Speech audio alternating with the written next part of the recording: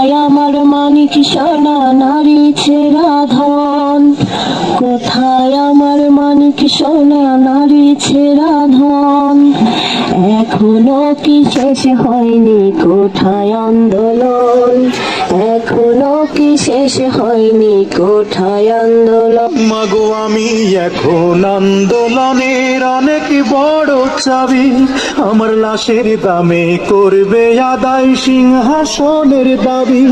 মাতর দোহাই নাকি শহীদ হইছে, মাতর দোহাই নাকি শহীদ হইছে, কি ভাগ্য আমার মাগো, কি ভাগ্য আমার।